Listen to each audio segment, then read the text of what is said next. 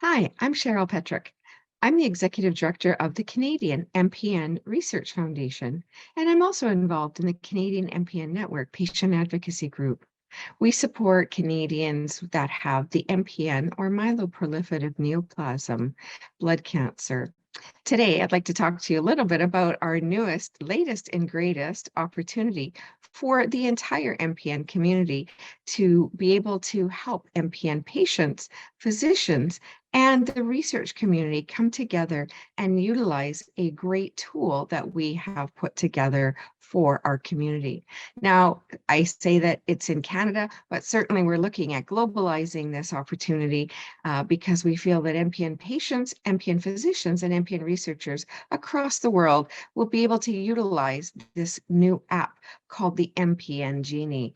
And it's a quality of life tracking tool whereby patients can track their quality of life symptoms and utilize it in their daily living to track their blood cancer and the burden of the disease that it has on them, and be able to share that information with the doctor, with their physician, and then the research community can look at the aggregated and anonymized data to help the patient community out in looking at new treatment options, looking at other ways to help MPN patients live with the burden of their disease. So it's called the MPN Genie, and I'm going to show you a little bit about our app and show you a little bit about this quality of life tracking tool. So Susie is our fictitious patient, and certainly she is an MPN patient. So within the app, we have the MPN 10 prognostic scoring indicators. We have other questionnaires that ask the patients to track their quality of life with regards to nutrition and physical activity,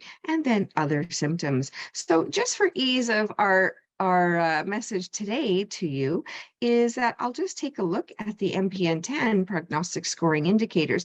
Now, normally you as a patient would fill this out when you go to your clinic visit, and it might be by paper and pen, it might be by electronic methods of an iPad or a tablet that your doctor might have you do this, but certainly this is an opportunity for you to do this as a patient on a weekly basis so that you could take this information in to your doctor. So very easy that we've set this up. The patient can either scroll with their finger or scroll with the toggle switch, and we have all of the 10 prognostic scoring indicators listed on the app. So you can go through and scroll and click through all of the prognostic scoring indicators for you to be able to choose how you're dealing with it as an MPN patient. And we're just doing this very quickly so that you can get a feel for it and see the entire app. So these are all questions that have been verified by the Mayo Clinic and certainly many years ago, and are used in the clinics very, very often, and typically on your clinic visits. So the app, once you finish choosing all of the MPN 10 prognostic scoring indicators and the likelihood or how they're impacting your life, it saves it onto your device, your phone or your tablet, whatever you're using, and you can go back and change them if you so choose by the little toggles here listed beside the numbers. So what it does is it adds up your scoring and saves it on your phone. So then you would hit submit and it would save it on your phone. Other questionnaires that we are asking our patients to fill out, because the doctors and the research community are very interested on this, is whether or not you have early satiety. We know that that can be a problem or problematic with MPN 10 patient or MPN patients. Exercise is very important for doctors and the research community to know, as well as exercise sessions and the like. So here we've asked a number of questions for patients to be able to give their doctors this knowledge so that the doctors can help them treat better and look at a holistic view of the patient when looking at the progression or the status quo of the disease. And let's say we're choosing the Mediterranean diet for Susie.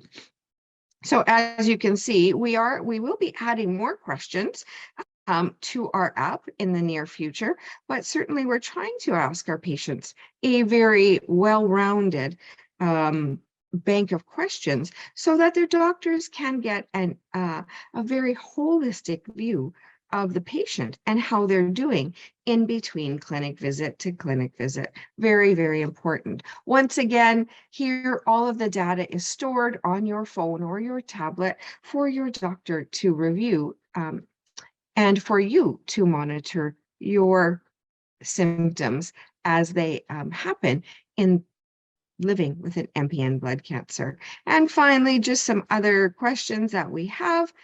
We have delved into the transfusion. So if you do receive transfusions for your MPN blood cancer, we will be adding more specific questions for PV patients and ET patients in our next generation of the app. So certainly we will be focusing on those, but certainly right now at this point, we have about 20 questions that we're asking our community to answer and provide some data for our research community and also for our for their physicians. So as you can see, I'm just filling out quickly. One of the things that we have identified is the psychosocial aspect of the disease for our patients to start a communication or have that discussion with their physicians, because often the psychosocial aspect gets left aside or forgotten because they're focusing on the blood numbers and the blood and the constitutional symptoms that are derived from the complete blood count. So with that, there's our last set of questions. Again, we would anticipate that patients, MPN patients, would utilize this on a weekly basis to track their illness or the burden of their illness in their quality of life for themselves and to share with their doctors. Now, the beauty of this app is that it does give the patient an opportunity to see the longitudinal data of their quality of life on a statistical basis. So you can see how you're doing. So one of the important things is that if you are not feeling well and you're tracking the quality of your life and the burden of the symptoms, certainly you have this information now to share with your doctor and be able to validate it by the app and the symptoms and the data shown on the app. So here as a patient, you can track the historical and the longitudinal data of your prognostic scoring indicators, which is vitally important for doctors to be able to have to help them treat you in treating your myeloproliferative neoplasm.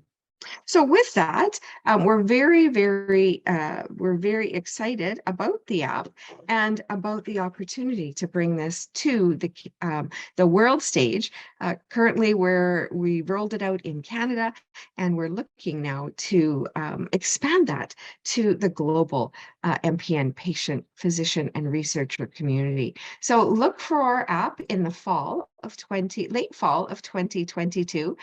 We'll certainly communicate with all patient organizations and through MPN Hub on the rollout of the app. And we're very excited that this will be available for our global patient community for you to be able to use in tracking the quality of life symptoms that you are faced with in your journey with an MPN blood cancer. So I look forward to hosting webinars for our global community to help you learn how to use the app, and certainly speak to our physician and research community in late fall, globally, that are globally located in late fall of 2022, so that we can educate and get all of our patients using the app to help them live a better life.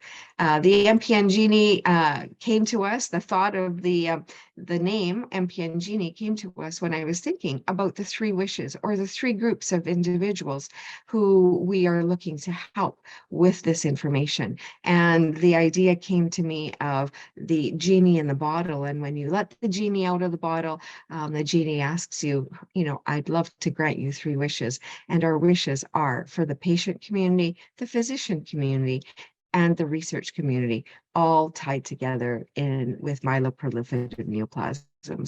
So thank you so much for listening to this short video today. I look forward to perhaps seeing you on one of our educational webinars later on this fall to learn more about the MPN Genie. Thank you so much and have a great day.